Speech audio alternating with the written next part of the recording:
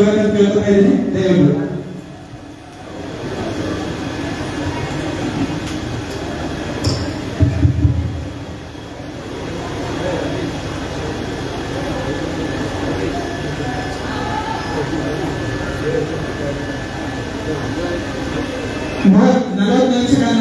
ಊಟದ ವ್ಯವಸ್ಥೆ ಇದೆ. ಊಟ ಆದ ನಂತರ ಶಾರ್ಪ್ ಅರ್ಧ ಗಂಟೆಯಿಂದ ಊಟ ಮುಗಿಸ್ಕೊಂಡು ಮತ್ತೆ ನಾವು 2ನೇ ಸೆಷನ್ ಸ್ಟಾರ್ಟ್ ಮಾಡಿದ್ದೀವಿ. ಸೊ ಅದಕ್ಕೋಸ್ಕರ ದಯವಿಟ್ಟು ಎಲ್ಲರೂ ಕೂಲಂಕುಷವಾಗಿ ಕೇಳಬೇಕು.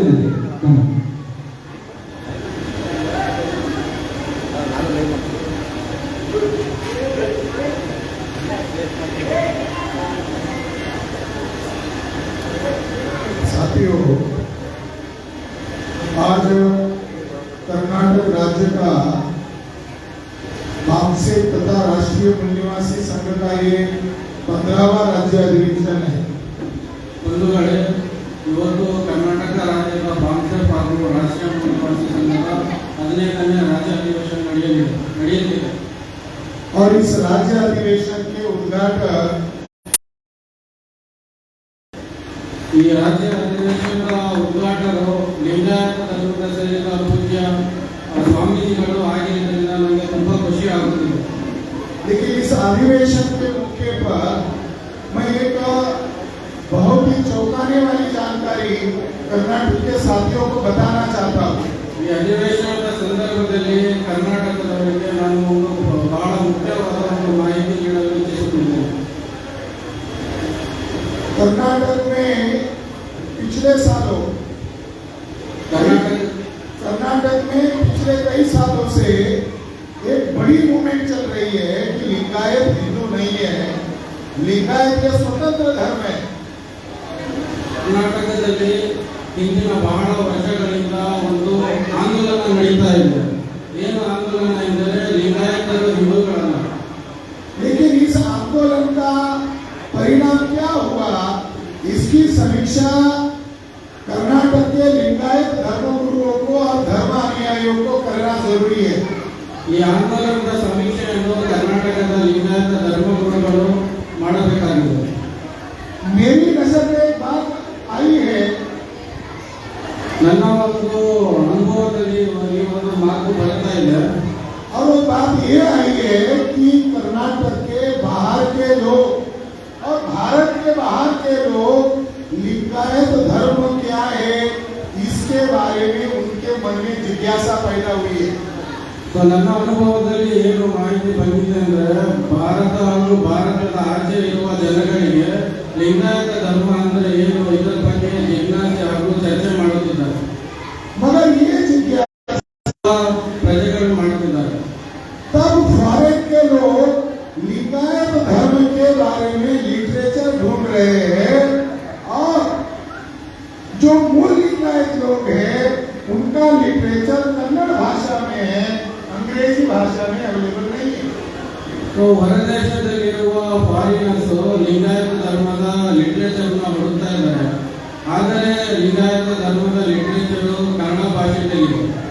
फिर यूरोपियन लोग अंग्रेजी भाषा में जो लिटरेचर ढूंढ रहे हैं वो पुणे के ब्राह्मण का लिटरेचर पढ़ रहे हैं. ಸೊ ಈ ಯುರೋಪಿಯನ್ ಜನ ಇಂಗ್ಲಿಷ್ ಭಾಷೆಯಲ್ಲಿ ಏನು ಲಿಂಗಾಯತ ಧರ್ಮದ ಲಿಟರೇಚರ್ನ ಹುಡುಕ್ತಾ ಇದ್ದಾರೆ. ಅದು ಪುಣೆದಲ್ಲಿರುವ ಬ್ರಾಹ್ಮಣರು ಬರೆದಿರುವ ಲಿಟರೇಚರ್ ಸಿಕ್ಕಿದೆ, ಅದನ್ನು ಅವರು ಸ್ಟಡಿ ಮಾಡ್ತಾ ಇದ್ದಾರೆ. एक किताब 1913 में लिखी गई है और जिसका लेखक आरजी भांडारकर है. ಒಂದು ಪುಸ್ತಕ ಇವರು ಬರೆದಿದ್ದಾರೆ. ಆರ್ಜಿ ಭಾಂಡಾರ್ಕರ್ ಅಂತ ಪುಸ್ತಕ ಬರೆದಿರುವ ಹೆಸರು. उस किताब का नाम है Vaishnavism, Shaivism and minor religious systems. ಪುಸ್ತಕದ ಹೆಸರೇನೆಂದರೆ ವೈಷ್ಣವಿಸಂ, Shaivism and minor religious system. और 1928 में और एक किताब इसी भांडारकर ब्राह्मण ने लिखा है जिसका नाम है अर्ली हिस्ट्री ऑफ डेक्कन. 1928ರಲ್ಲಿ ಇದೇ ಭಾಂಡಾರ್ಕರ್ ಬ್ರಾಹ್ಮಣ ಒಂದು ಪುಸ್ತಕ ಬರೆದಿದ್ದಾನೆ. ಆ ಪುಸ್ತಕದ ಹೆಸರು early history of the Deccan. ये दोनों किताबों में लिंगायत धर्म को गाली दी है. ಎರಡೂ ಪುಸ್ತಕದಲ್ಲಿ ಬ್ರಾಹ್ಮಣ ಲಿಂಗಾಯತ ಧರ್ಮದ ಬೈಬಳದಿಂದ ಬೈದಿದ್ದಾನೆ. इस किताब में जो बातें लिखी गई है वो कोई भी साधारण ಲಿಂಗಾಯತ ಧರ್ಮದ ಬಗ್ಗೆ ಏನು ಮಾಹಿತಿ ಕೊಟ್ಟಿದ್ದಾರೆ, ಸಾಮಾನ್ಯ ಲಿಂಗಾಯತರು ಇದನ್ನು ಸ್ವೀಕರಿಸಲು ತಯಾರಾಗುವುದಿಲ್ಲ. यही वो भांडारकर ब्राह्मण है और पूना में इसका इंस्टीट्यूशन चलता है। 2004 में यही भांडारकर संस्था के ब्राह्मणों ने छत्रपति शिवाजी महाराज के खिलाफ लिखा था। ಇದೇ ಭಂಡಾರಕರ್ ಇವರ ಒಂದು ಸಂಸ್ಥೆ ಇದೆ ಪುಣೆಯಲ್ಲಿ 2004 ಇಸ್ವಿಯಲ್ಲಿ ಛತ್ರಪತಿ ಶಿವಾಜಿ ಮಹಾರಾಜರ ವಿರುದ್ಧ ಬರೆದಿದ್ದಾರೆ. उस किताब में उन्होंने लिखा था कि शिवाजी महाराज का असली बाप ब्राह्मण दारू कोंडदेव है। ಆ ಪುಸ್ತಕದಲ್ಲಿ ಅವರು ಏನು ಬರೆದಿದ್ದಾರೆ ಅಂದ್ರೆ ಛತ್ರಪತಿ ಶಿವಾಜಿ ಮಹಾರಾಜರ ತಂದೆ ಬ್ರಾಹ್ಮಣ ಇದ್ದಾರೆ ಅಂತ ತಪ್ಪು ಮಾಹಿತಿ ಬರೆದಿದ್ದಾರೆ. ये हुबली में मराठा लोग भी रहते हैं, क्या इस बात के लिए आप एग्री करोगे? ಹುಬ್ಳಿನಲ್ಲಿ ಮರಾಠ ಸಮುದಾಯದವರು ಇರ್ತಾರೆ, ನೀವು ಈ ಒಂದು ಮಾಹಿತಿ ಅವರು ಸುಳ್ಳು ಬರೆದಿದ್ದಾರೆ, ಇದನ್ನ ನೀವು ಕೇಳಕ್ಕೆ ಇಷ್ಟಪಡ್ತೀರಾ? छत्रपति शिवाजी महाराज के पिता का नाम शाहजी राजे भोसले था। ಛತ್ರಪತಿ ಶಿವಾಜಿ ಮಹಾರಾಜರ ತಂದೆಯ ಹೆಸರು ಶಹಾಜಿ ಮಹಾರಾಜ ಭೋಸ್ಲೆ ಆಗಿತ್ತು. मगर ब्राह्मण उनका पिताजी ब्राह्मण बता रहे हैं। ಬ್ರಾಹ್ಮಣರು ಛತ್ರಪತಿ ಶಿವಾಜಿ ಮಹಾರಾಜರ ತಂದೆ ಬ್ರಾಹ್ಮಣರು ಅಂತ ತಪ್ಪು ಮಾಹಿತಿ ಕೊಡ್ತಾ ಇದ್ದಾರೆ. इस भांडारकर नामक ब्राह्मण ने अपने किताब में लिखा कि बसवन्ना लिंगायत धर्म का निर्माता या संस्थापक नहीं है। ಈ ಭಾಂಡಾರಕರ್ ಆ ಪುಸ್ತಕದಲ್ಲಿ ಏನು ಬರೆದಿದ್ದಾರೆ ಅಂದ್ರೆ ಬಸವಣ್ಣನವರು ಲಿಂಗಾಯತ ಧರ್ಮದ ಸಂಸ್ಥಾಪಕರು ಅಲ್ಲ ಅಂತ ಬರೆದಿದ್ದಾರೆ. और बसवन्ना का लिंगायत धर्म से दूर दूर का संबंध नहीं है। ಹಾಗೂ ಬಸವಣ್ಣನವರದ್ದು ಲಿಂಗಾಯತ ಧರ್ಮದಿಂದ ದೂರ ದೂರದವರೆಗೂ ಏನು ಸಂಬಂಧ ಇಲ್ಲ ಅಂತ ಸುಳ್ಳು ಬರೆದಿದ್ದಾನೆ. आगे जाकर इस ब्राह्मण ने अपनी किताब में लिखा कि बसवन्ना की एक बहन थी जो इस बिचर राजा की दासी और अंग्रेजी में शब्द प्रयोग किया मिस्ट्रेस थी। मिस्ट्रेस का मतलब होता है रखेती। ಅದೇ ಪುಸ್ತಕದಲ್ಲಿ ಏನು ಬರೆದಿದ್ದಾರೆ ಅಂದ್ರೆ ಬಿಜಳ ರಾಜನ ಬಸವಣ್ಣನವರ ಏನು ತಂಗಿಯಾಗಿದ್ರು ಅವರು ಬಿಜಳ ರಾಜನ ದಾಸಿ ಅಂತ ಬರೆದಿದ್ದಾರೆ. ಸುಳ್ಳು क्या कर्नाटक के लिंगायत लोग ये 1913 में 1928 में लिखी गई किताब का मैं हवाला दे रहा हूँ, मगर क्या कर्नाटक के लोग इस बात के लिए सहमत है कि हमारी ही मां नायिका का चरित्र हम ब्राह्मण कर रहा है और हम लोग इसका विरोध नहीं कर रहे? ಕರ್ನಾಟಕದಲ್ಲಿರುವ ಲಿಂಗಾಯತರು ಇಷ್ಟೊಂದು ನಮ್ಮ ಏನೋ ಒಂದು ದೊಡ್ಡ ಒಂದು ಏನು ಲಿಂಗಾಯತ ಧರ್ಮದ ಅವರು ಹೇಳಿದ್ರು ಅವ್ರ ಬಗ್ಗೆ ಇವರು ಎಷ್ಟೊಂದು ತಪ್ಪಾಗಿ ಸುಳ್ಳಾಗಿ ಬಂದಿದ್ದಾರೆ. ಇದರ ವಿರುದ್ಧ ಕರ್ನಾಟಕದ ಜನರು ಯಾಕೆ ಮಾಡ್ತಾ ಇಲ್ಲ? इस किताब में यह तक लिखा है कि बसवन्ना ने राजा बिजल की हत्या किया। ಪುಸ್ತಕದಲ್ಲಿ ಇನ್ನೂ ಬರೆದಿದ್ದಾರೆ ಬಸವಣ್ಣನವರು ರಾಜ ಬಿಜಳನ ಹತ್ಯೆ ಮಾಡಿದ್ದಾರೆ ಅಂತ. ऐसा हुआ नहीं है, मगर उसने लिखा कि राजा बिजल जो राजा था और बसव उसका मंत्री था और मंत्री होने के बाद राजा की हत्या बसवन्ना ने की। ಅದರ ಪುಸ್ತಕದಲ್ಲಿ ಏನನ್ನ ಬರೆದಿದ್ದಾರೆ ಅಂದ್ರೆ ಬಸವಣ್ಣನವರು ರಾಜ ಬಿಜಳನ ಮಂತ್ರಿ ಆಗಿದ್ರು, ಕುತಂತ್ರದಿಂದ ಅವರ ಹತ್ಯೆ ಮಾಡಿದ್ದಾರೆ ಅಂತ ಸುಳ್ಳು ಬರೆದಿದ್ದಾರೆ. साथियों, ये किताब जब लिंगायत लोगों ने कर्नाटका में आंदोलन शुरू किया कि हम लोग हिंदू नहीं है, हमारी भी जातियां गिनती करो, ये आंदोलन कर्नाटक में शुरू हुआ। मगर दुनिया के लोगों को अंग्रेजी में बताने का लिटरेचर कर्नाटक में निर्माण नहीं किया। ये इसका साइड इफेक्ट है। ಈ ಮಾಹಿತಿ ಯಾವಾಗ ಕರ್ನಾಟಕದ ಲಿಂಗಾಯತರಿಗೆ ಗೊತ್ತಾಯಿತು, ಇದರ ವಿರುದ್ಧ ದೊಡ್ಡ ಆಂದೋಲನ ಮಾಡಿದ್ರು. ಈ ಆಂದೋಲನದಿಂದ ಬೇರೆ ದೇಶದಲ್ಲಿದ್ದ ಜನರಿಗೂ ಇದರ ಬಗ್ಗೆ ಮಾಹಿತಿ ಸಿಕ್ತು. ಆದರೆ ಇಂಗ್ಲಿಷ್ ಲ್ಯಾಂಗ್ವೇಜ್ ನಲ್ಲಿ ಲಿಟರೇಚರ್ ಇರದ ಸಲುವಾಗಿ ಇದರ ಒಂದು ಸೈಡ್ ಎಫೆಕ್ಟ್ ಆಗ್ತಾ ಇದೆ. और वो किताब आज ग्लोबल मार्केट में अमेज़न जो कंपनी है वो 100 रुपए की किताब 13,000 रुपए में मिलती है।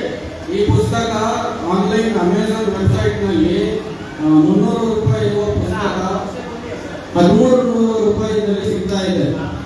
इसलिए साथियों, इस अधिवेशन के मौके पर, बामसेन के अधिवेशन के मौके पर मैं इस बात की घोषणा करता हूँ कि कोई धर्म गुरु या कोई जंगम इसका विरोध नहीं कर रहा है या करते हुए दिखाई नहीं दे रहा है। ಸೊ ಈ ಒಂದು ರಾಜ್ಯ ಅಧಿವೇಶನದಲ್ಲಿ ನಾವು ಈಗ ಘೋಷಣೆ ಮಾಡ್ತಾ ಇದ್ದೀವಿ. ಸೊ ಇದರ ವಿರೋಧವಾಗಿ ಯಾವ ಒಂದು ಧರ್ಮಗುರು ಅಥವಾ ಯಾರು ಇದರ ವಿರೋಧ ಮಾಡ್ತಾ ಇಲ್ಲ, ಆದರೆ ಈ ಅಧಿವೇಶನದಲ್ಲಿ ನಾವು ಇದರ ವಿರೋಧ ಮಾಡ್ತಾ ಇದ್ದೀವಿ ಅಂತ ಘೋಷಣೆ ಮಾಡ್ತಿದ್ದೀವಿ. इसलिए एमसेफ संगठन के द्वारा हम कर्नाटक में इस किताब के ऊपर पाबंदी लाने के लिए जल्द ही कोर्ट केस दायर करने वाले हैं। ಹಾಗಾಗಿ ಬಾಕ್ಸರ್ ಸಂಘಟನೆ ವತಿಯಿಂದ ಏನು ಪುಸ್ತಕದಲ್ಲಿ ಸುಳ್ಳು ಮಾಹಿತಿ ಇದೆ ಇದರ ವಿರುದ್ಧ ನಾವು ಕರ್ನಾಟಕದಲ್ಲಿ ಕೋರ್ಟ್ನಲ್ಲಿ ಕೇಸ್ ದಾವೆ ಹೂಡ್ತೇವೆ क्योंकि हमें लड़ाई लड़नी होगी ಯಾಕಂದ್ರೆ ನಾವು ಹೋರಾಟ ಮಾಡಲೇಬೇಕು और हमारे महापुरुषों का जो ब्राह्मण चरित्र हनन कर रहे हैं इसका मुंह तोड़ जवाब देना होगा। ನಮ್ಮ ಮಹಾಪುರುಷರ ಏನೋ ಒಂದು ಚರಿತ್ರೆ ಇವರು ಹನನ ಮಾಡ್ತಾ ಇದ್ದಾರೆ ಇದಕ್ಕೆ ನಾವು ಸರಿಯಾಗಿ ತಕ್ಕ ಮಟ್ಟಿಗೆ ಇವರಿಗೆ ಉತ್ತರ ಕೊಡಲೇಬೇಕು और कर्नाटक के हर जिले में इस संदर्भ में लोगों को अवेयर किया जाएगा। ಹಾಗೂ ಕರ್ನಾಟಕದ ಪ್ರತಿಯೊಂದು ಜಿಲ್ಲೆಯಲ್ಲಿ ಈ ಮಾಹಿತಿಯ ಒಂದು ಎಲ್ಲ ಜನರಿಗೆ ನಾವು ಇದನ್ನು ತಲುಪಿಸ್ತೇವೆ हम लोग महाराष्ट्र में इसकी तैयारी करेंगे, आप लोग कर्नाटक में इसकी तैयारी करो। ನಾವು ಮಹಾರಾಷ್ಟ್ರ ರಾಜ್ಯದಲ್ಲಿ ಇದರ ತಯಾರಿ ನಡೆಸ್ತೇವೆ ನೀವು ಇಲ್ಲಿ ಕರ್ನಾಟಕ ರಾಜ್ಯದಲ್ಲಿ ಇದರ ತಯಾರಿ ನಡೆಸಿ जैसे हम कोर्ट में उनको घसीटेंगे उसी तरह हम लोग मिनिमम 2 लाख लोग और मैक्सिमम 5 लाख लोग पूना के भांडारकर ओरिएंटल रिसर्च इंस्टीट्यूट पर मोर्चा लेकर जाएंगे। ಯಾವ ರೀತಿ ನಾವು ಇವರಿಗೆ ಕೋರ್ಟ್ನ ಕಟ್ಟಳೆಯನ್ನು ಎಳೆದುಕೊಂಡು ಹೋಗ್ತೀವಿ ಅದೇ ರೀತಿ 2.5 ರಿಂದ 4 ಲಕ್ಷ ಜನರ ಮೋರ್ಚಾವನ್ನು ಈ ಭಂಡಾರಕರ್ ರಿಸರ್ಚ್ ಸೆಂಟರ್ ಪೂನಾದಲ್ಲಿ ನಾವು ತಗೊಂಡು ಹೋಗ್ತೇವೆ मैं इस मौके पर ये बताना चाहता हूँ ಈ ಒಂದು ಸಂದರ್ಭದಲ್ಲಿ ಒಂದು ಮಹತ್ವವಾದ ಮಾಹಿತಿಯನ್ನು ನಿಮ್ಮ ಹತ್ರ ನಾನು ಹಂಚಿಕೊಳ್ತಾ ಇದ್ದೀನಿ केवल लोगों का प्रबोधन करना ही नहीं होगा बल्कि सड़क पर उतरना होगा। ಬರೀ ಇದರ ಪ್ರಬೋಧನೆ ಮಾಡೋದೇ ಅಲ್ಲ ಆದರೆ ನಾವು ರಸ್ತೆಗಳಿಗೂ ಇಳಿಯಬೇಕಾಗುತ್ತದೆ साथियों, हमारे सुधीर राज ने आपको ईवीएम के बारे में जानकारी दिया। ಬಂಧುಗಳೇ ನಮ್ಮ ಸುಧೀರ್ನಾಥ್ ಅವರು ಇವಿಎಂ ಬಗ್ಗೆ ನಿಮಗೆ ಮಾಹಿತಿ ನೀಡಿದ್ದಾರೆ उस जानकारी से ये पता चल रहा है कि चुनाव आयोग ये भारत के लोगों को चुनाव लगाने का काम कर रहा है। ಇದರಿಂದ ನಮ್ಗೆ ಏನು ಅರ್ಥ ಆಗ್ತಾ ಇದೆ ಅಂದ್ರೆ ಚುನಾವಣೆ ಆಯೋಗ ಭಾರತ ಜನರ ಕಣ್ಣಿಗೆ ಏನಿದೆ ಸುಣ್ಣ ಹಚ್ಚುವ ಒಂದು ಕೆಲಸ ಮಾಡ್ತಾ ಇದೆ 2024 में लोकसभा का चुनाव आने वाला है और हम चर्चा कर रहे हैं कि 2019 में जो ईवीएम घोटाला हुआ, जो पर्चियों को 4 महीने के अंदर डिस्ट्रॉय किया गया, ये चर्चा करने के पीछे हमारा एक मकसद है। 2024ರಲ್ಲಿ ಲೋಕಸಭಾ ಚುನಾವಣೆ ನಡೆಯುತ್ತೆ ಸೊ ಹಾಗಾಗಿ ಇದು ಏನು 2019ರಲ್ಲಿ ಏನು ಲೋಕಸಭಾ ಚುನಾವಣೆ ಆಯಿತು 4 ದಿನಗಳ ಒಳಗಡೆ ಇವರು ಏನು ಇವಿಎಂ ವಿವಿಪ್ಯಾಟ್ ಮೆಷಿನ್ ಸುಟ್ಟಿದ್ದಾರೆ ಅದರ ಬಗ್ಗೆ ಮಾಹಿತಿ ನಾವು ಜನರಿಗೆ ಕೊಡ್ತಾ ಇದ್ದೀವಿ 2019 का जो लोकसभा का चुनाव हुआ वो 543 लोकसभा के सीट थे, लेकिन रिजल्ट घोषित किया 373 सीट का ही केवल रिजल्ट घोषित किया। अभी तक भारत के लोगों को मालूम ही नहीं है कि 2019 का जो चुनाव हुआ उसके सारे रिजल्ट अभी तक घोषित नहीं किए। 2019ರಲ್ಲಿ ಏನು ಎಲೆಕ್ಷನ್ ನಡೆಯಿತು ಅದರಲ್ಲಿ 500ಕ್ಕಿಂತ ಹೆಚ್ಚು ಸೀಟ್ ಇದ್ದು ಆದರೆ ಬರೀ 373 ಸೀಟಿನ ಬಗ್ಗೆ ಇವರು ಮಾಹಿತಿ ಕೊಟ್ಟಿದ್ದಾರೆ ಹಾಗೂ ಅದು ಸಂಪೂರ್ಣ ಮಾಹಿತಿಯನ್ನು ಇವರು ಕೊಟ್ಟಿಲ್ಲ 220 सीट के ऊपर ईवीएम के द्वारा ज्यादा वोट निकले 220 ಸೀಟ್ ಮೇಲೆ ಇವಿಎಂ ಮೆಷಿನ್ ಇಂದ ಕಳ್ಳತನ ಮಾಡಿ ಜಾಸ್ತಿ ವೋಟ್ ಅನ್ನು ಇವರು ತಂದಿದ್ದಾರೆ और 153 सीट पर जितने वोट डाले गए उससे कम निकले। ಹಾಗೂ ಇನ್ನುಳಿದ ಸೀಟ್ ಮೇಲೆ ಎಷ್ಟು ವೋಟ್ ಬರಬೇಕಾಗಿತ್ತು ಅದಕ್ಕಿಂತ ಕಡಿಮೆ ವೋಟ್ ಇವಿಎಂ ಮೆಷಿನ್ ಇಂದ ತೋರಿಸ್ತಾ ಇದೆ ये इस बात का सबूत है कि 2019 का चुनाव ईवीएम में गड़बड़ी करके किया और गड़बड़ी के सबूत वीवीपीएटी जो पर्चियां थी 4 महीने के अंदर उसको इलेक्शन कमीशन ने डिस्ट्रॉय किया। ಇದರಿಂದ ಇವರು ಏನು ಒಳಗಡೆ ಮಿಷಿನ್ ಕಳ್ಳತನ ಮಾಡಿದ್ದಾರೆ ಈ ಒಂದು ಸಾಕ್ಷ್ಯಾಧಾರಗಳು ನಮಗೆ ಗೊತ್ತಾಗ್ತಾ ಇದೆ ಹಾಗಾಗಿ ಇದು ಜನಕ್ಕೆ ಹೊರಗಡೆ ಗೊತ್ತಾಗಬಾರದು ಅಂತ ಹೇಳಿ 4 ತಿಂಗಳ ಒಳಗಡೆ ಇವರು ವಿವಿಪ್ಯಾಟ್ ಸ್ಲಿಪ್ಗಳನ್ನು ಸುಟ್ಟು ಹಾಕಿದರು ऐसा उन्होंने क्यों किया? ಈ ರೀತಿ ಅವರು ಹೇಳಿಕೆ ಮಾಡಿದ್ರು ढेर सारे लोगों ने आईटीआई के जरिए से जानकारी मांगा और कोर्ट में केस दायर किया। अब कोर्ट में चुनाव आयोग को जवाब देना था, इसके पहले ही उन्होंने ऑर्डर निकाला और उन पर्चियों को डिस्ट्रॉय कर दिया। ಸಿಬಿಐ ಇಂದ ಮಾಹಿತಿಯನ್ನು ತಗೊಂಡು ಕೋರ್ಟ್ ನಲ್ಲಿ ಇದರ ಬಗ್ಗೆ ಪ್ರಶ್ನೆ ಮಾಡಿದಾಗ ಯಾವಾಗ ಇದಕ್ಕೆ ಉತ್ತರ ಕೊಡಬೇಕು ಅಂತ ಗೊತ್ತಾಯ್ತು ಎಲೆಕ್ಷನ್ ಕಮಿಷನ್ ಅವರು. ಸೊ ಹಾಗಾಗಿ ವಿವಿಪ್ಯಾಟ್ ಇವರು ಸುಟ್ಟು ಹಾಕಿದ್ರು. 2019 में नरेंद्र मोदी बनारस से चुनाव के लिए खड़े थे. 2019ರಲ್ಲಿ ನರೇಂದ್ರ ಮೋದಿ ಅವರು बनारस ಇಂದ ಚುನಾವಣೆಗೆ ನಿಂತಿದ್ರು. मुद्दा वो गुजरात के है. नरेंद्र मोदी गुजरात के है, चुनाव के लिए बनारस से खड़े हुए. ನರೇಂದ್ರ ಮೋದಿ ಅವರು ಮೂಲತಃ ಗುಜರಾತಿನವರು, ಆದರೆ ಚುನಾವಣೆಗೆ बनारसನಿಂದ ಅವರು ಎಲೆಕ್ಷನ್ಗೆ ನಿಂತಿದ್ರು. उनकी सीट का वोट की संख्या है 11 लाख. ಅಲ್ಲಿ ಸೀಟಿನ ವೋಟಿನ ಸಂಖ್ಯೆ 11 ಲಕ್ಷ. कभी भी 100% वोट नहीं डाले जाते. ಆಮೇಲೆ ಪ್ರತಿ ಸಲ ಯಾವಾಗಲೂ ಚುನಾವಣೆ ನಡೆಯುತ್ತೆ 100% ವೋಟಿಂಗ್ ಆಗಲ್ಲ. नरेंद्र मोदी के लोकसभा की सीट की वोटिंग की गिनती की गई तो उसमें 1,87,000 वोट ज्यादा निकले, यानी वोट थे 11 लाख, कुल वोट निकले 12,87,000. खुद नरेंद्र मोदी ईवीएम घोटाले से प्रधानमंत्री बना हुआ है. ऐसे प्रधानमंत्री को हम किस मुंह से दें? ये संवैधानिक प्रधानमंत्री है, ये तो इलीगल प्रधानमंत्री है. ವೋಟ್ನ ಯಾವಾಗ ಎಣಿಕೆ ಮಾಡಿದ್ರು 11 ಲಕ್ಷ ವೋಟ್ ತೋರಿಸಬೇಕಾಗಿತ್ತು, ಆದ್ರೆ 12,70,000 ಚಿಲ್ಲರೆ ವೋಟ್ ಬಂತು. ಇದರಿಂದ ಗೊತ್ತಾಗ್ತಾ ಇದೆ ನರೇಂದ್ರ ಮೋದಿ ಅವರು ಇವಿಎಂ ಮೆಷಿನ್ ಇಂದ ಸ್ಕ್ಯಾಮ್ ಮಾಡಿ ಘೋಟಾಲ ಮಾಡಿ ಇದರಿಂದ ಗೆದ್ದು ಬಂದಿದ್ದಾರೆ. ಸೊ ಯಾವ ಬಾಯಿಂದ ಇವರಿಗೆ ನಾವು ಪ್ರಧಾನಮಂತ್ರಿ ಅಂತ ಕರಿಬೇಕು. इसलिए ईवीएम के संबंध में लोगों को जगाना बहुत जरूरी है. ಹಾಗಾಗಿ ಇವಿಎಂ ಸಂದರ್ಭದಲ್ಲಿ ಜನರಲ್ಲಿ ಜಾಗರಣೆ ಮೂಡಿಸಬೇಕಾಗಿರೋದು ತುಂಬಾ ಅವಶ್ಯಕತೆ ಇದೆ. साथ ही दूसरा विषय है कि अगर ओबीसी बैकवर्ड कास्ट के लोग हिंदू हैं तो वर्तमान हिंदू का ढिंडोरा पीटने वाली भाजपा सरकार बैकवर्ड कास्ट का सेंसस क्यों नहीं कर रही है? ಇನ್ನೊಂದು ವಿಷಯ ಏನಂದ್ರೆ ಭಾರತ ದೇಶದಲ್ಲಿರುವ ಓಬಿಸಿಗಳು ಹಿಂದೂ ಆಗಿದ್ರೆ ಬ್ರಾಹ್ಮಣರು ಬಿಜೆಪಿ ಸರ್ಕಾರ ಯಾಕೆ ಇವರ ಜಾತಿ ಆಧಾರಿತ ಜನಗಣತಿ ಮಾಡ್ತಾ ಇಲ್ಲ? जाति आधारित गिनती का संबंध है, किसका हक किसने खाया ये लोगों को पता चलेगा. ಜಾತಿ ಆಧಾರಿತ ಜನಗಣತಿಯಿಂದ ಇದರ್ಥ ಆಗುತ್ತೆ ಯಾರಿಗೆ ಎಷ್ಟು ಹಕ್ಕು ಇದೆ, ಅದರ ಹಕ್ಕು ಯಾರು ತಿಂದ ಇದರಿಂದ ಗೊತ್ತಾಗುತ್ತೆ. ब्राह्मण संख्या में 3.5% है. ಬ್ರಾಹ್ಮಣರು ಶಾಸನದಲ್ಲಿ ಬರೀ ಸಂಖ್ಯೆಯಲ್ಲಿ 3% ಇದ್ದಾರೆ. मगर 3.5% ब्राह्मण पार्लियामेंट पर कब्जा किया है, कार्यपालिका पर कब्जा किया है, न्यायपालिका पर कब्जा किया है, मीडिया पर कब्जा किया है. 3.5% ब्राह्मणों ने लोकतंत्र पर नाजायज कब्जा किया है. 3% ಇರುವ ಈ ಬ್ರಾಹ್ಮಣರು ನ್ಯಾಯಪಾಲಿಕೆ ಮೇಲೆ, ಅಡ್ಮಿನಿಸ್ಟ್ರೇಷನ್ ಮೇಲೆ, ಜುಡಿಷಿಯರಿ ಮೇಲೆ ಹಾಗೂ ಮೀಡಿಯಾ ಮೇಲೆ ತಮ್ಮ ಕಬ್ಜಾವನ್ನು ಜಮಾಯಿಸ್ತಾ ಇದ್ದಾರೆ. साथियों, हिंदू हिंदू का जो आरएसएस बीजेपी नारा लगा रहे हैं, इसके पीछे बहुत बड़ा षड्यंत्र है. ಹಿಂದೂ ಹಿಂದೂ ಅಂತ ಏನು ಆರ್ಎಸ್ಎಸ್ ಹಾಗೂ ಬಿಜೆಪಿ ಅವರು ಘೋಷಣೆಗಳನ್ನು ಕೂಗ್ತಾ ಇದ್ದಾರೆ, ಇದರ ಹಿಂದೆ ಒಂದು ದೊಡ್ಡ ಷಡ್ಯಂತ್ರ ಇದೆ. ओबीसी को इसके बारे में जानकारी नहीं है. ಓಬಿಸಿ ಸಮುದಾಯದವರಿಗೆ ಇದರ ಬಗ್ಗೆ ಏನು ಮಾಹಿತಿ ಇಲ್ಲ. देखो, रामायण में हिंदू शब्द नहीं मिलता, महाभारत में हिंदू शब्द नहीं मिलता, गीता में हिंदू शब्द नहीं मिलता, शिव पुराण में हिंदू शब्द नहीं मिलता. ರಾಮಾಯಣದಲ್ಲಿ ಹಿಂದೂ ಶಬ್ದ ಸಿಗಲ್ಲ, ಮಹಾಭಾರತದಲ್ಲಿ ಹಿಂದೂ ಶಬ್ದ ಸಿಗಲ್ಲ, ಶಿವಪುರಾಣದಲ್ಲಿ ನಿಮಗೆ ಹಿಂದೂ ಶಬ್ದ ಸಿಗಲ್ಲ. क्योंकि ये भारतीय भाषा का शब्द ही नहीं है. ಯಾಕಂದ್ರೆ ಇದು ಭಾರತೀಯ ಭಾಷೆಯ ಶಬ್ದನೇ ಅಲ್ಲ.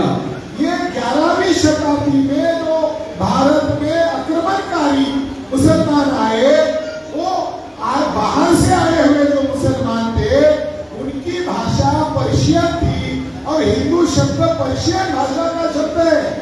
11ನೇ ಶತಮಾನದಲ್ಲಿ ಮೊಘಲರು ಏನು ಆಕ್ರಮಣ ಮಾಡಿಕೊಂಡು ನಮ್ಮ ಭಾರತ ದೇಶದಲ್ಲಿ ಬಂದ್ರು, ಅವರ ಭಾಷೆ ಪಾರ್ಸಿ ಭಾಷೆ ಆಗಿತ್ತು. ಆ ಭಾಷೆಯ ಒಂದು ಇದು ಶಬ್ದ ಹಿಂದೂ ಅನ್ನುವ ಪದ. ब्राह्मण दयानंद सरस्वती ने 1874 में आर्य समाज की स्थापना की, हिंदू समाज की नहीं. ಬ್ರಾಹ್ಮಣ ದಯಾನಂದ ಸರಸ್ವತಿ 18ನೇ ಇಸ್ವಿನಲ್ಲಿ ಆರ್ಯ ಸಮಾಜ ಅಂತ ಅವರು ಸ್ಥಾಪನೆ ಮಾಡಿದ್ರು, ಹಿಂದೂ ಸಮಾಜ ಅಂತ ಸ್ಥಾಪನೆ ಮಾಡಲಿಲ್ಲ. उसने किताब लिखी है सत्यार्थ प्रकाश, ಪುಸ್ತಕ ಬರೆದಿದ್ದಾರೆ ಸತ್ಯಾರ್ಥ ಪ್ರಕಾಶ್ ಅಂತ.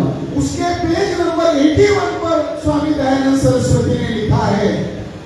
ಪೇಜ್ ನಂಬರ್ 81ರಲ್ಲಿ ಸ್ವಾಮಿ ದಯಾನಂದ ಸರಸ್ವತಿ ಅವರು ಈ ರೀತಿ ಬರೆದಿದ್ದಾರೆ.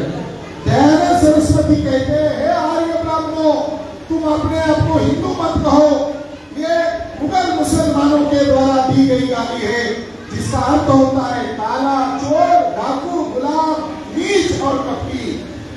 ದಯಾನಂದ ಸರಸ್ವತಿ ಅವರು 81ನೇ ಪೇಜ್ನಲ್ಲಿ ಈ ರೀತಿ ಬರೆದಿದ್ದಾರೆ, ಆರ್ಯ ಬ್ರಾಹ್ಮಣರೇ, ನೀವು ತಮ್ಮನ್ನು ಹಿಂದೂ ಅಂತ ಕರೆದುಕೊಳ್ಳಬೇಡಿ, ಯಾಕಂದ್ರೆ ಹಿಂದೂ ಅನ್ನುವುದು ಮೊಘಲರು ಕೊಟ್ಟಿರುವ ಒಂದು ಬೈಬಲ್ ಆಗಿದೆ. ಅದರ ಅರ್ಥ ಏನಪ್ಪಾ ಅಂದ್ರೆ ಕಲಿ ಗುಲಾಮ ಅಂತ. 3.5% ब्राह्मण गांव का सरपंच नहीं चुन सकता, देश का प्रधानमंत्री कहां से चुनेगा? 3.5% ಇರುವ ಬ್ರಾಹ್ಮಣರು ಗ್ರಾಮ ಪಂಚಾಯತ್ ಒಂದು ಎಲೆಕ್ಷನ್ ಗೆಲ್ಲಕ್ಕಾಗಲ್ಲ, ಪಾರ್ಲಿಮೆಂಟ್ ಅಲ್ಲಿ ಶಾಸಕರು ಹೇಗಾಗಕ್ಕೆ ಸಾಧ್ಯ? अल्पसंख्यक ब्राह्मण बहुसंख्यक लोगों पर राज करने के लिए दावपेच के आधार पर हिंदू शब्द का प्रयोग करते हैं। ಅಲ್ಪಸಂಖ್ಯಾತ ಬ್ರಾಹ್ಮಣರು ತಮ್ಮ ಅಧಿಕಾರದ ಸಲುವಾಗಿ ಒಂದು ಷಡ್ಯಂತ್ರದ ರೀತಿಯಾಗಿ ಹಿಂದೂ ಶಬ್ದ ಪದವನ್ನು ಬಳಸುತ್ತಿದ್ದಾರೆ. और जाति आधारित गिनती से ब्राह्मण का षड्यंत्र एक्सपोज होगा। ಹಾಗೂ ಜಾತಿ ಆಧಾರಿತ ಗಣತಂತ್ರ ಆಗೋದ್ರಿಂದ ಈ ಬ್ರಾಹ್ಮಣರ ಒಂದು ಷಡ್ಯಂತ್ರ ಜನರ ಮುಂದೆ ಹೊರಗಡೆ ಬರುತ್ತೆ. इस देश में ओबीसी को सबसे ज्यादा ब्राह्मणों ने लूटा हुआ है। ಈ ದೇಶದಲ್ಲಿ ಓಬಿಸಿಯನ್ನು ತುಂಬಾ ಜಾಸ್ತಿ ಲೂಟಿ ಮಾಡಿರೋರು ಬ್ರಾಹ್ಮಣರು. ये जाति आधारित गिनती से ओबीसी को पता चलेगा। ಜಾತಿ ಆಧಾರಿತ ಜನಗಣತಿ ಆದ್ರೆ ಓಬಿಸಿನವರಿಗೆ ಈ ಮಾಹಿತಿ ಸಿಗುತ್ತೆ. इसलिए ये ब्राह्मण आरएसएस बीजेपी के लोग ओबीसी की कास्ट सेंसस नहीं कर रहे। ಹಾಗಾಗಿ ಆರ್ಎಸ್ಎಸ್ ನ ಬ್ರಾಹ್ಮಣರು ಬಿಜೆಪಿನವರು ಓಬಿಸಿ ಅವರ ಜಾತಿ ಆಧಾರಿತ ಜನಗಣತಿಯ ವಿರೋಧವಾಗಿದ್ದಾರೆ. इसका मतलब ये है कि ब्राह्मण लोग हिंदू का नाटक कर रहे हैं। ಇದರ ಅರ್ಥ ಏನ್ ಬರುತ್ತೆ ಅಂದ್ರೆ ಬ್ರಾಹ್ಮಣರು ಹಿಂದೂ ಅಂತ ನಾಟಕ ಮಾಡ್ತಾ ಇದ್ದಾರೆ. अगर ओबीसी को हिंदू मान रहे हैं तो ओबीसी की जाति आधारित गिनती क्यों नहीं कर रहे हैं? ಓಬಿಸಿನ ಇವರು ಹಿಂದೂ ಅಂತ ಕನ್ಸಿಡರ್ ಮಾಡ್ತಾ ಇದ್ದಾರೆ, ಮತ್ತೆ ಇವರ ಜಾತಿ ಆಧಾರಿತ ಜನಗಣತಿ ಇವರು ಯಾಕೆ ಮಾಡ್ತಾ ಇಲ್ಲ? इसकी मूल वजह है जो आज हम आपको बताना चाहते हैं। ಇದರ ಕಾರಣ ಏನಪ್ಪಾ ಅಂದ್ರೆ ಏನು ನಾವು ನಿಮ್ಮ ಮುಂದೆ ಹೇಳ್ತಾ ಇದ್ದೀವಿ, ಇದೇ ಇದರ ಕಾರಣ. साथियों, डीएनए रिसर्च हो गया है और डीएनए रिसर्च से ये पता चला है कि ब्राह्मण भारत का मूल निवासी नहीं है। ಬಂಧುಗಳೇ, ಡಿಎನ್ಎ ರಿಸರ್ಚ್ ಮಾಡಿ ಸಾಬೀತಾಗಿದೆ, ಬ್ರಾಹ್ಮಣರು ಈ ಭಾರತ ದೇಶದವರಲ್ಲ, ಇವರು ವಿದೇಶಿಯರಿದ್ದಾರೆ. ब्राह्मण विदेशी है, ಬ್ರಾಹ್ಮಣರು ವಿದೇಶಿಯರು. और भारत माता की जय करने का ब्राह्मणों को अधिकार नहीं है, क्योंकि वो उनकी माता नहीं है, वो हमारी माता है। ಹಾಗೂ ಬ್ರಾಹ್ಮಣರಿಗೆ ಭಾರತ ಮಾತಾ ಕಿ ಜಯ ಎನ್ನುವ ಘೋಷವಾಕ್ಯ ಕೂಗುವ ಯಾವುದೇ ಹಕ್ಕಿಲ್ಲ, ಯಾಕಂದ್ರೆ ಈ ಭಾರತ ದೇಶ ನಮ್ಮ ಮಾತೆ, ಅವರ ಮಾತೆ ಅಲ್ಲ. अगर ब्राह्मणों की भारत माता नहीं है तो उनकी कौन सी माता है? ಆದ್ರೆ ಹಾಗಾದ್ರೆ ಭಾರತ ಬ್ರಾಹ್ಮಣರ ಭಾರತ ಮಾತಾ ಅಲ್ಲ ಅಂದ್ರೆ ಅವರ ಮಾತೆ ಯಾರು? तो डीएनए रिसर्च ने बताया कि ब्राह्मण जिस देश से आया उस देश का नाम है वेस्ट यूरेशिया। ಡಿಎನ್ಎ ರಿಸರ್ಚ್ ಇಂದ ನಮಗೆ ಈ ಮಾಹಿತಿ ಗೊತ್ತಾಗ್ತಾ ಇದೆ, ಬ್ರಾಹ್ಮಣರು ಯಾವ ದೇಶದಿಂದ ಬಂದಿದ್ದಾರೆ, ಆ ದೇಶದ ಹೆಸರು ವೆಸ್ಟ್ ಯುರೇಷಿಯಾ. तो ब्राह्मण को अगर जय करना है अपनी माता का तो ऐसा कह सकते हैं, वेस्ट यूरेशियन माता की जय। ಬ್ರಾಹ್ಮಣರ ಜಯಕಾರ ಕೂಗಬೇಕಂದ್ರೆ ಅವ್ರು ಈ ರೀತಿ ಜಯಕಾರ ಕೂಗಬೇಕು, ವೆಸ್ಟ್ ಯುರೇಷಿಯಾ ಮಾತಾ ಕಿ ಜಯ ಅಂತ. ब्राह्मणों का डीएनए भारत के लोगों से नहीं मिला, ಬ್ರಾಹ್ಮಣರ ಡಿಎನ್ಎ ಭಾರತೀಯರ ಡಿಎನ್ಎ ಇಂದ ಮ್ಯಾಚ್ ಆಗ್ತಾ ಇಲ್ಲ. मगर भारत में जो 6,500 जातियों में बांटे गए लोग हैं उनका खून एक मिला, उनका डीएनए एक मिला। ಭಾರತದಲ್ಲಿ ಇರುವ 6,500ಕ್ಕಿಂತ ಹೆಚ್ಚು ಜಾತಿಗಳ ಡಿಎನ್ಎ ಒಂದು ರೀತಿಯಾಗಿದೆ. एक सोचने वाली बात है, अगर ब्राह्मण यही का होता तो अपने ही भाइयों के 6,500 जातियों के टुकड़े क्यों बनाता? ಇದು ಯೋಚನೆ ಮಾಡುವ ಒಂದು ವಿಷಯ ಆಗಿದೆ. ಬ್ರಾಹ್ಮಣರ ಡಿಎನ್ಎ ಹಾಗೂ ಭಾರತದ ಡಿಎನ್ಎ ಸೇಮ್ ಆಗಿದ್ರೆ ಈ ಭಾರತದವರ 6,000 ಚಿಲ್ಲರೆ ಜಾತಿಗಳಿಗೆ ಯಾಕೆ ವಿಂಗಡಣೆ ಮಾಡಿದ್ರು? देखो, उदाहरण के लिए मैं आपको बताना चाहता हूँ, ब्राह्मण ने क्या लिखा? जैसे मुस्लिम है, मुस्लिम के धर्म ग्रंथ में लिखा सारे समान हैं। देखो, समझने के लिए सारे समान हैं, कोई काला, कोई गोरा, कोई अमीर, कोई नीच, कोई घमंड नहीं कर सकता, सारे समान हैं। मुसलमानों का अल्लाह कह रहा है सारे समान हैं, मुसलमान भी कह रहे हैं सारे समान हैं। ये लिंगायत धर्म में सभी जातियों के लोग शामिल है, समान है। ಇಸ್ಲಾಂ ಧರ್ಮದಲ್ಲಿ ಏನು ಹೇಳುತ್ತೆ ಅಂದ್ರೆ ಭೂಮಿ ಮೇಲೆ ಇರುವ ಎಲ್ಲಾ ಮನುಷ್ಯರು ಸರಿ ಸಮಾನರು, ಯಾರು ಹೇಳಿಲ್ಲ, ಯಾರು ಕೇಳಿಲ್ಲ. ಹಾಗೆ ಲಿಂಗಾಯತ ಧರ್ಮದಲ್ಲೂ ಎಲ್ಲಾ ಜಾತಿಯ ಜನರಿದ್ದಾರೆ, ಅದರಲ್ಲೂ ಸಮಾನತೆ ಇದೆ. ब्राह्मण धर्म, ये जो हिंदू धर्म है,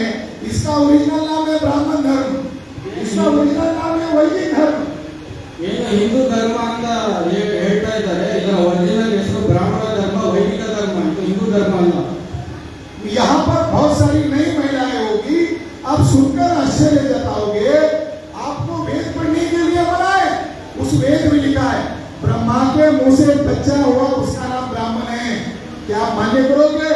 क्या बच्चे मुंह से पैदा होते हैं? दूसरा लिखा, जो बाहू से पैदा हुआ वो क्षत्रिय है, जो कमर से पैदा हुआ वो अंबानी है, और पैर से जो पैदा हुआ वो शूद्र है। क्या महिलाएं बच्चे पैदा करने की वजह, क्या ब्राह्मण पुरुष अपने मुंह से आज भी बच्चे पैदा करते हैं? आपने कभी देखा है? आपने कभी सुना है? ಇಲ್ಲಿ ಸೇರಿರುವಂತ ಮಹಿಳೆಯರಿಗೆ ನಾನು ಏನು ಪ್ರಶ್ನೆ ಮಾಡ್ತಾ ಇದ್ದೇನೆ ಅಂದ್ರೆ, ಬ್ರಾಹ್ಮಣರು ಏನು ತಮ್ಮ ಕೃತಿಗಳು ಬರೆದಿದ್ದಾರೆ ಅಂದ್ರೆ, ಬ್ರಾಹ್ಮಣರ ಮುಖದಿಂದ ಹುಟ್ಟಿದ್ದಾರೆ ಹಾಗೂ ಕ್ಷತ್ರಿಯರು ಬ್ರಹ್ಮನ ಭುಜಗಳಿಂದ ಹುಟ್ಟಿದ್ದಾರೆ ಹಾಗೂ ವೈಶ್ಯರು ಬ್ರಹ್ಮನ ಏನು ಸೊಂಟದಿಂದ ಹುಟ್ಟಿದ್ದಾರೆ ಹಾಗೂ ಶೂದ್ರರು ಕಾಲಿಂದ ಹುಟ್ಟಿದ್ದಾರೆ. ಇದು ಯೋಚನೆ ಮಾಡಲಿಕ್ಕೆ ಸಾಧ್ಯ, ಯಾಕಂದ್ರೆ ಮಗು ಏನು ಹುಟ್ಟುತ್ತೆ ಅದು ತಾಯಿ ಹೊಟ್ಟೆಯಿಂದ ಹುಟ್ಟುತ್ತೆ. ब्राह्मण ने हमको शूद्र कहा, हमारे लोगों को अछूत कहा, हमारे लोगों को आदिवासी कहकर जंगल में खदेड़ दिया। ये सारा ये इनके फैक्ट्री से पैदा हुआ ये गन्ना माल। ಬ್ರಾಹ್ಮಣರು ನಮ್ಮನ್ನ ಶೂದ್ರರು ಅಂತ ತೆಗೆದ್ರು, ನಮ್ಮನ್ನ ಅಚ್ಚುತರು ಅಂತ ಊರಿಂದ ಹೊರಗೆ ಇಟ್ಟರು, ಆಮೇಲೆ ನಮ್ಮ ಸೆಗ್ರಿಗೇಟ್ ಮಾಡಿ ಕಾಡಲ್ಲಿ ಇಡಕ್ಕೆ ಆದಿವಾಸಿ ಅಂತ ನಮ್ಮವರು ಹೊರಗಾಕಿದ್ರು.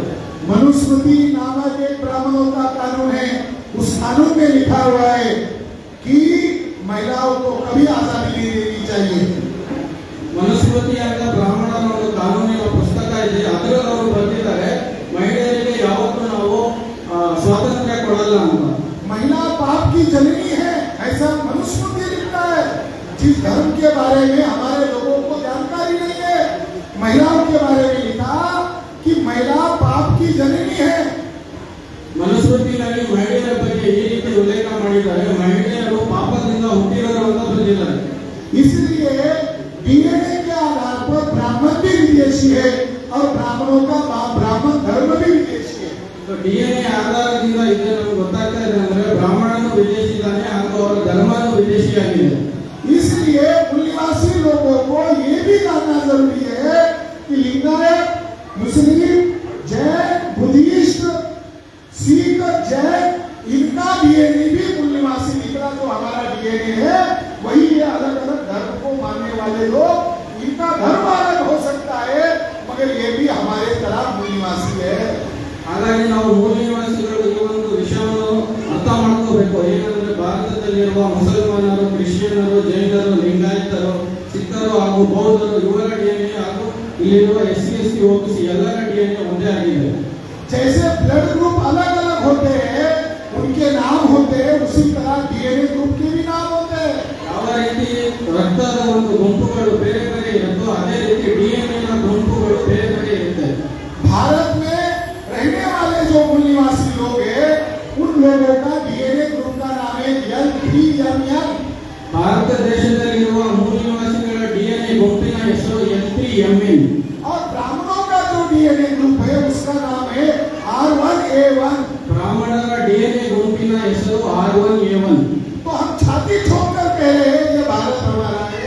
ನಾವು ಎದೆ ತಟ್ಟಿ ಹೇಳ್ತಾ ಇದ್ದೀವಿ ಭಾರತ ದೇಶ ನಮ್ಮದು ಅಂತ. मगर कल RSS के भागवत ने स्टेटमेंट दिया कि भारत को भारत कहना चाहिए, इंडिया नहीं कहना चाहिए। ऐसा उसने कल स्टेटमेंट दिया और कहा कि इंडिया शब्द ये अंग्रेजी भाषा का है और ये अंग्रेज लोगों ने दिया हुआ शब्द है। ನಿನ್ನೆ ಮೋಹನ್ ಭಾಗವತ್ ಒಂದು ಸ್ಟೇಟ್ಮೆಂಟ್ ಕೊಡ್ತಾ ಇದ್ದಾರೆ, ಏನಂತ ಈ ದೇಶನ ನಾವು ಭಾರತ ಅಂತ ಕರೀಬೇಕು, ಇಂಡಿಯಾ ಅಂತ ಕರೀಬಾರ್ದು. ಯಾಕಂದ್ರೆ ಇಂಡಿಯಾ ಬಂದು ಇಂಗ್ಲಿಷ್ ಲ್ಯಾಂಗ್ವೇಜ್, ಇಂಗ್ಲಿಷ್ ಅಲ್ಲಿ ಕೊಟ್ಟೋರಿಗೆ ಅಂತ ಒಂದು ಹೆಸರು ಅಂತ. मगर जैसे अंग्रेज विदेशी है, मुगल विदेशी है, उससे 3000 गुना ज्यादा ब्राह्मण विदेशी है। ಯಾವ ರೀತಿ ಬ್ರಿಟಿಷರು ವಿದೇಶಿಯರಾಗಿದ್ರು, ಮೊಘಲರು ವಿದೇಶಿ ಆಗಿದ್ರು, ಅದೇ ರೀತಿ ಬ್ರಾಹ್ಮಣರು 100ಕ್ಕಿಂತ 3000 ಪಟ್ಟು ವಿದೇಶಿಗಳಾಗಿದ್ದಾರೆ. इसीलिए विदेशी ब्राह्मणों की हमें कुछ नहीं माननी है। ಹಾಗಾಗಿ ನಾವು ವಿದೇಶಿ ಬ್ರಾಹ್ಮಣರ ಯಾವುದೇ ಒಂದು ಷಡ್ಯಂತ್ರನ ನಾವು ಒಪ್ಪಬಾರದು. इस मौके पर मैं आपको यही संदेश देना चाहता हूँ, ಈ ಒಂದು ಸಂದರ್ಭದಲ್ಲಿ ನಾನು ನಿಮಗೆ आपको कर्नाटक में हर जिले में संगठन का जाल खड़ा करना होगा। ಕರ್ನಾಟಕದ ಪ್ರತಿಯೊಂದು ಜಿಲ್ಲೆಯಲ್ಲಿ ನಿಮಗೆ ಈ ಸಂಘಟನೆಯ ಒಂದು ಶಕ್ತಿಯನ್ನು ನಿರ್ಮಾಣ ಮಾಡಬೇಕು. डीएनए सिद्ध कर रहा है कि आपके बहुजन समाज के लोग जिनको 6,500 जातियों के टुकड़े में बांटा, वो वो इस देश के मूल निवासी है। DNA ಸಿದ್ಧ ಮಾಡಿದೆ ಭಾರತ ದೇಶದಲ್ಲಿರುವ 6,500 ಜಾತಿಗಳ ಎಲ್ಲ DNA ಒಂದೇ ಆಗಿದೆ. तो आपको मूल निवासियों को लगाना होगा। So, ಹಾಗಾಗಿ ನಾವು ನಮ್ಮ ಮೂಲನಿವಾಸಿ ಜನರನ್ನ ಎಚ್ಚರಿಕೆ ಮಾಡಬೇಕು. ಅವ್ರನ್ನ ನಾವು ब्राह्मण विदेशी है, इसलिए उन्होंने आप सारा सरकारी उद्योग कंपनियां भेज दिया। ಬ್ರಾಹ್ಮಣರು ವಿದೇಶಿಯರಾಗಿದ್ದಾರೆ, ಹಾಗಾಗಿ ನಮ್ಮ ಭಾರತದಲ್ಲಿರುವ ಎಲ್ಲ ಸರ್ಕಾರದ ಸಂಸ್ಥೆಗಳನ್ನ ಅವರು ಮಾರ್ತಾ ಇದ್ದಾರೆ. अभी आपके बच्चों को जॉब मिलने वाला नहीं है। ಈಗ ನಿಮಗೆ ಮಕ್ಕಳಿಗೆ ಯಾವುದೇ ಗೌರ್ಮೆಂಟ್ ಜಾಬ್ ಸಿಗ್ತಾ ಇಲ್ಲ. अभी हमारी महिलाओं की इज्जत भी सुरक्षित नहीं है। ನಮ್ಮ ಮಹಿಳೆಯರ ಒಂದು ಮಾನ ಮರ್ಯಾದೆಯನ್ನು ಈಗ ಸುರಕ್ಷತೆಯಲ್ಲಿ ಇಲ್ಲ. रेलवे अडानी नामक व्यक्ति को भेज दिया। इंडियन रेलवे गौतम अडानी नामक एक बनिया को भेज दिया। ಇಂಡಿಯನ್ ರೈಲ್ವೆನ ಗೌತಮ್ ಅದಾನಿ ಅನ್ನುವ ಬನಿಯಾರಿಗೆ ಇವರು ಮಾರಾಟ ಮಾಡಿದ್ದಾರೆ. एयरलाइंस कंपनियां भी अडानी को भेज दिया। ಏರ್ಲೈನ್ಸ್ ಕಂಪನಿಗಳನ್ನು ಅದಾನಿಗೆ ಇವರು ಮಾರಾಟ ಮಾಡಿದ್ದಾರೆ. बीएसएनएल भी भेज दिया। BSNL ಇವರು ಮಾರಾಟ ಮಾಡಿದ್ದಾರೆ. अब सरकारी स्कूल बेचने वाले हैं। ಈಗ ಸರ್ಕಾರಿ ಶಾಲೆಗಳನ್ನು ಇವರು ಮಾರಕ್ಕೆ ರೆಡಿಯಾಗಿದ್ದಾರೆ. अब अस्पताल का भी निजीकरण होने वाला है। ಹಾಗೂ ಹಾಸ್ಪಿಟಲ್ಗಳನ್ನು ಇವರು ಪ್ರೈವೇಟೈಸೇಷನ್ ಮಾಡಕ್ಕೆ ಶುರು ಮಾಡ್ತಾ ಇದ್ದಾರೆ. जब आप लोगों को रोजगारी नहीं होगा, पढ़ाई नहीं होगी, तो आप कौन सा इंसान बनोगे? ನಿಮಗೆ यावाग ಕೆಲಸ ಮಾಡಕ್ಕೆ ಕೆಲಸ ಇಲ್ಲ ಹಾಗೂ ಶಿಕ್ಷಣ ಸಿಗಲ್ಲ, ನೀವು ಯಾವ ಒಂದು ಸ್ವಾತಂತ್ರ್ಯದ ಆಂದೋಲನ ಮಾಡ್ತೀರಾ? हम जो काम कर रहे हैं, हम हमारे देश को बचाने का काम कर रहे हैं। ನಾವೇನು ಇದು ಕೆಲಸ ಮಾಡ್ತಾ ಇದ್ದೀವಿ, ಭಾರತ ದೇಶನ ಉಳಿಸುವ ಸಲುವಾಗಿ ನಾವು ಕೆಲಸ ಮಾಡ್ತಾ ಇದ್ದೀವಿ. अब हमारा संगठन देशव्यापी संगठन बन गया है। ನಮ್ಮ ಸಂಘಟನೆ ದೇಶವ್ಯಾಪಿ ರಾಷ್ಟ್ರವ್ಯಾಪಿ ಸಂಘಟನೆ ಆಗಿದೆ. अब हमारा बामसेफ संगठन 31 राज्यों में है। ನಮ್ಮ ಬಾಂಸೆಲ್ ಸಂಘಟನೆ 31 ರಾಷ್ಟ್ರದಲ್ಲಿ ಇದು ಬೆಳೆದಿದೆ. 550 जिलों में है। 550 ಜಿಲ್ಲೆಗಳಲ್ಲಿ ಇದು ಹರಡಿದೆ. 4,500 तहसीलों में है। 4,000 ತಾಲೂಕುಗಳಲ್ಲಿ ಇದು ಹರಡಿದೆ. भारत में 6 लाख गांव है ಭಾರತದಲ್ಲಿ 6 ಲಕ್ಷ ಹಳ್ಳಿಗಳಿವೆ. और हमें 6 लाख गांवों तक संगठन बनाना जल्दी करना होगा।